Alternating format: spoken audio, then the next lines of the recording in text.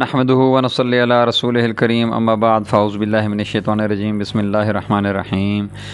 ناظرین کرام، آداب زندگی کے 14ویں سبق کے ساتھ ہم آپ کی خدمت میں حاضر ہیں۔ آداب المعاشرت کا ہمارا آج کا سبق صفحہ نمبر 61 سے 64 تک ہے۔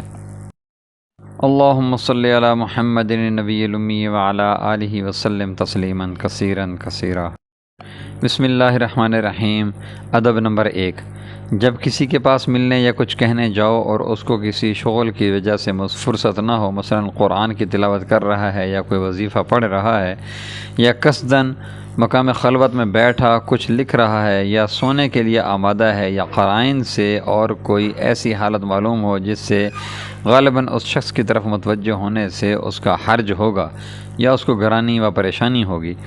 ایسے وقت میں اس سے کلام و سلام مت کرو، بلکہ یا تو چلے جاؤ، اور اگر بہت ہی ضرورت کی بات ہو تو مخاطب سے پہلے پوچھ لو کہ میں کچھ کہنا چاہتا ہوں، پھر اجازت کے بعد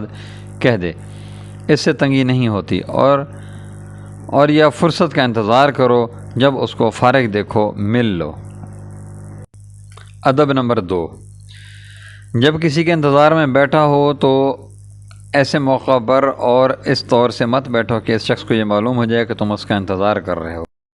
اس سے خواہ خواہ اس کا دل مشوش ہو جاتا ہے اور اس کی یکسوئی میں خلل پڑتا ہے، بلکہ اس سے دور اور نگاہ سے پوشیدہ ہو کر بیٹھو۔ ادب نمبر 3، مصافحہ ایسے وقت مت کرو کہ دوسرے کے ہاتھ ایسے شغل میں رکے ہوں کہ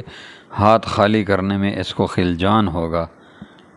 بلکہ سلام پر کفایت کرو، اور اس طرح مشغولی کے وقت میں بیٹھنے کے لیے منتظر اجازت مت رہو بلکہ خود بیٹھ جاؤ۔ ادب نمبر 4، بعض آدمی صاف بات نہیں کہتے، تکلف کے کنایات کے استعمال کو ادب سمجھتے ہیں، اس سے بعض اوقات مخاطب نہیں سمجھتا یا غلط سمجھتا ہے،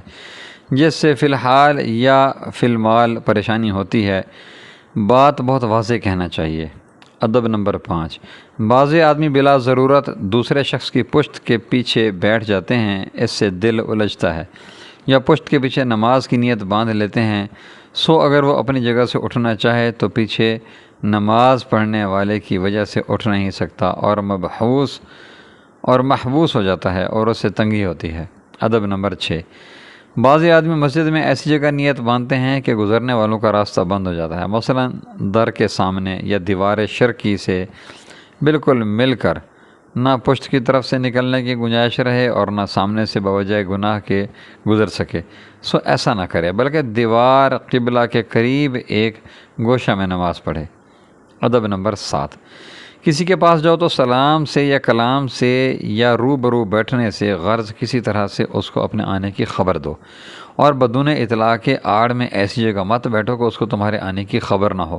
کیونکہ شاید وہ کوئی ایسی بات کرنا چاہے جس پر تم کو مطلع نہ کرنا چاہے، تو بدون اس کی رضا کے اس کے راز پر مطلع ہونا بری بات ہے، بلکہ اگر کسی بات کے وقت یہ احتمال ہو کہ بے خبری کے گمان میں وہ بات ہو رہی ہے تو تم فوراً وہاں سے جدا ہو جاؤ، یا اگر تم کو سوتا سمجھ کر ایسی بات کرنے لگے تو فوراً اپنا بیدار ہونا ظاہر کر دو۔